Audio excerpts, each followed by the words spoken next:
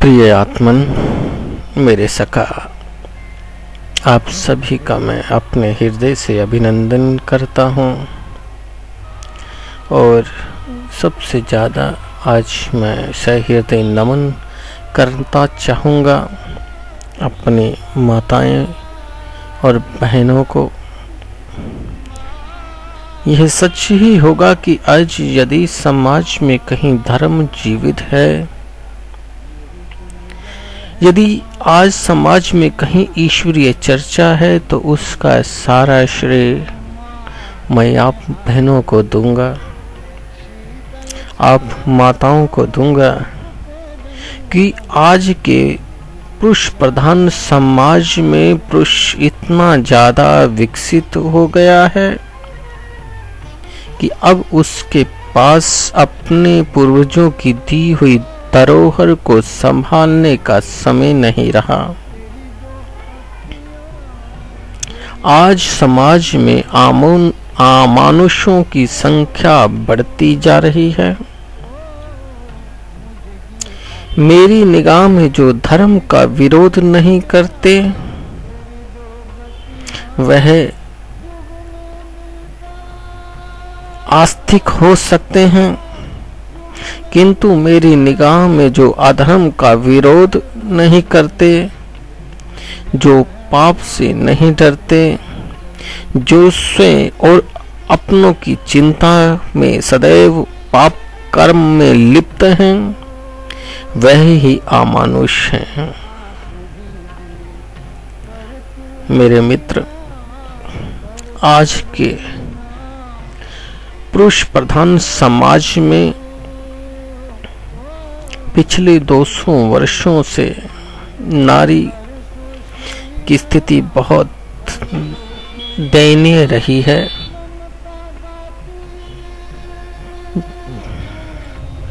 क्योंकि मेरे मित्र, मेरी निगाह में स्वार्थ की सिद्धि बहुत सरल है, परमार्थ की सिद्धि बहुत कठिन हो सकती है।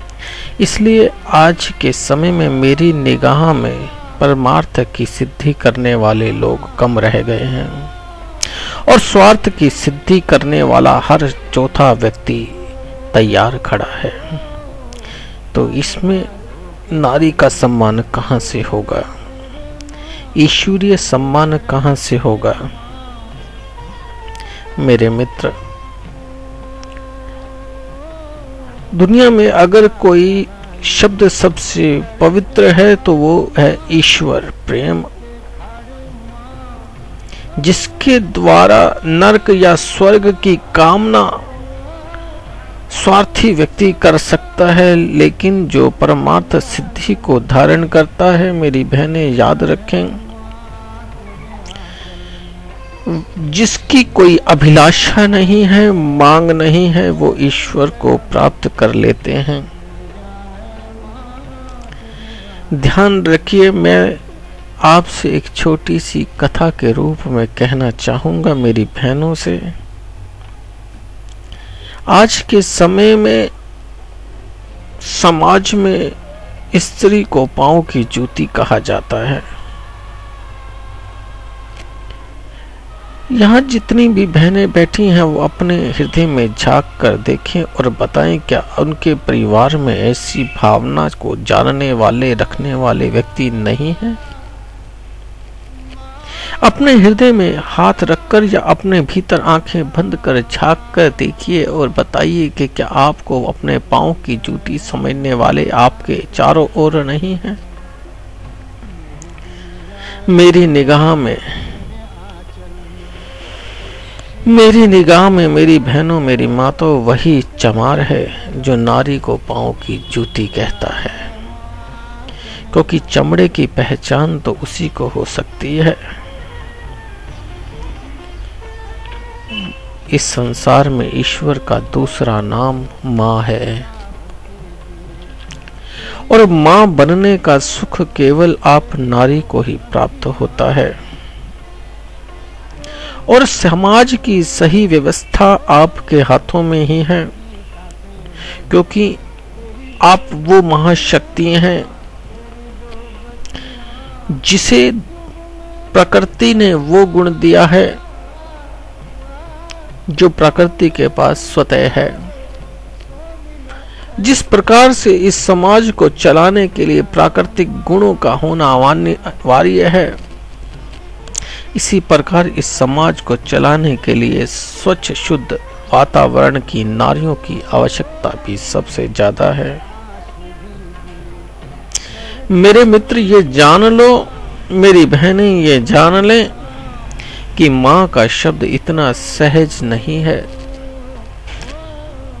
जिन माता बहनों ने अपने जीवन में मातृत्व को धारण किया है और जिन्होंने अपने जीवन में गर्भ को धारण किया है, वो माताएं जानती हैं कि जब उनके बच्चे पहली बार उन्हें मां कहकर पुकारते हैं तो उनको इस बात का सुखद एहसास हो जाता है कि दुनिया में इससे बड़ा कोई भी सुख नहीं होगा। लालच की हद पार हो जाने के बाद, पूर्ण सब कुछ मिलने के बाद भी लालची व्यक्ति की अभिलाषाएं पूर्ति नहीं होती, किंतु जब मां का शब्द कोई स्त्री सुन लेती है तो उसे कुछ और मांगने की आवश्यकता ही नहीं पड़ती। जिन स्त्रियों ने गर्भ को धारण किया है वो इस सुख को जानती हैं, किंतु जिन स्त्रियों ने कभी गर्भ धारण नहीं किया या जिन्हें किसी प्रकार से गर्भ धारण नहीं हो पाया, वो भी इस सुख को अच्छी तरह से जानती हैं। उनकी आंखों में इस सुख के लिए आंसू ये दर्शा देते हैं कि मातृत्व का सुख विश्व में सबसे बड़ा सुख है। मेरे सनातन समाज में, वैदिक समाज में सबसे बड़ा शब्द अगर कोई है तो वो है ओमकार का शब्द। मेरे मित्र, मेरी माताएं शायद नहीं जानती होंगी, क्योंकि आप अपने घर में अपनी गृहस्थी में रहकर सामान्य दर्शन को पूरी तरह से नहीं समझी होंगी।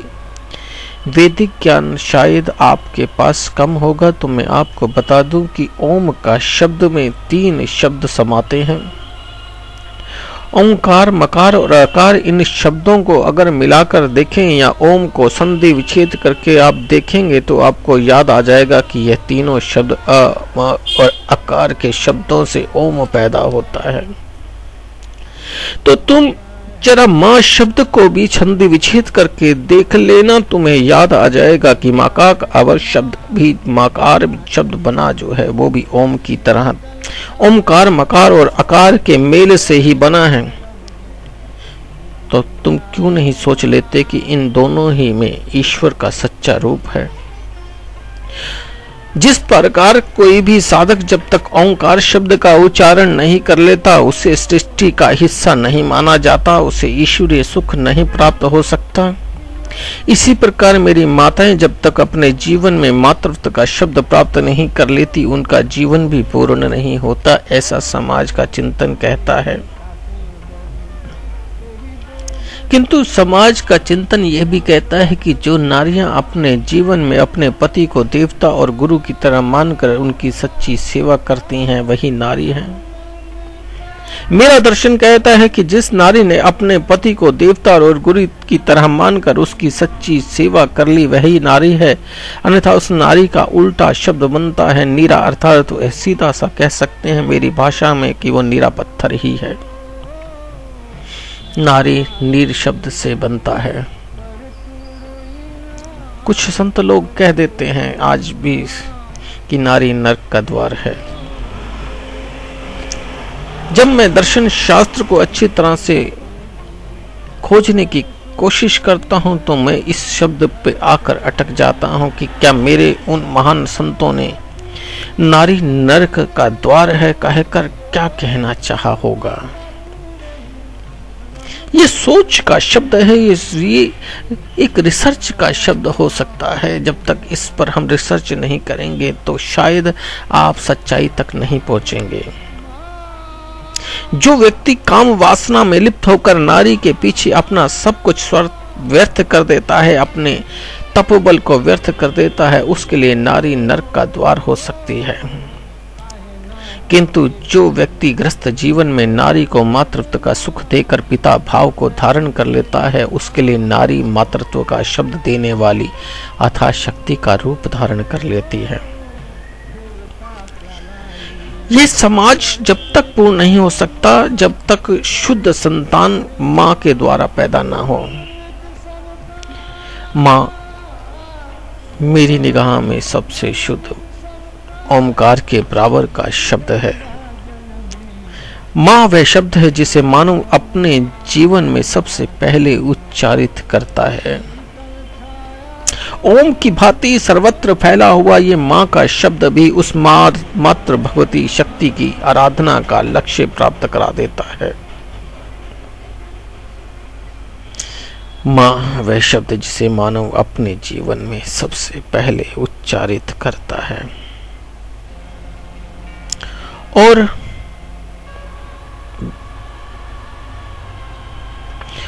उस देह जिसको उसे सर्वाधिक आनंद प्राप्त कराती है वही देह मां कहलाती है। वह देह उसकी कर्णा रुद्र को सुनकर बेचैन हो जाती है, वह मां है। ये नारी की वह देह जो अपने खून को दूध के रूप में हमें देकर जीवन का दान और समाज की बैसाखी बनाती है, वह है मां।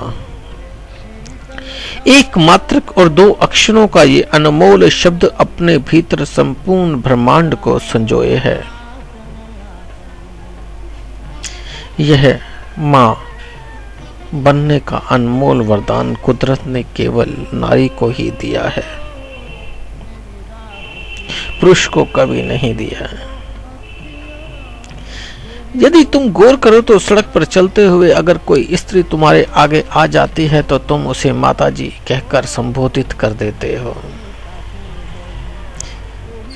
कि माताजी जरा साइड हो जाना। परंतु वहीं सड़क पर चलते हुए किसी पुरुष से अगर आपकी बहस हो जाए तो कभी आप उसे पिताजी नहीं कहते। क्यों? बाप क्यों नहीं कहते? मां हर स्त्री को कहा जा सकता है किंतु बाप हर पुरुष को नहीं कहा जा सकता।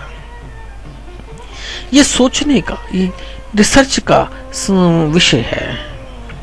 और जब तक तुम अपने भीतर आनंद योग के द्वारा रिसर्च खोज नहीं करोगे तो शायद तुम्हें शब्दों का सही ज्ञान दर्शन नहीं प्राप्त होगा। मां बनने का अनमोल वरदान इस प्रकृति, इस कुदरत ने केवल आप नारियों को दिया है, पुरुषों को नहीं दिया है। आपको 9 महीने गर्भ में संतान रखने का सच्चा सुख और सुख का अनुभव देने का, सच्चा आनंद देने का प्राकृतिक ने जो सुख दिया है वो आपको दिया है। समाज में स्त्री को शक्ति के रूप में देखा गया है। जब जब पुरुष प्रधान समाज पर कोई बड़ी विपत्ति आ जाती है उस समय आप सेवा और मदद से देवी का रूप धारण कर अपने परिवार का पालन करती हैं। अपने बच्चे को सूखे पर सुलाकर आप उसके पेशाब में सो जाती हैं। हे नारी, हे मातृत्व शक्ति की देवी, मैं आपको सच्चे हृदय से नमन करता हूं।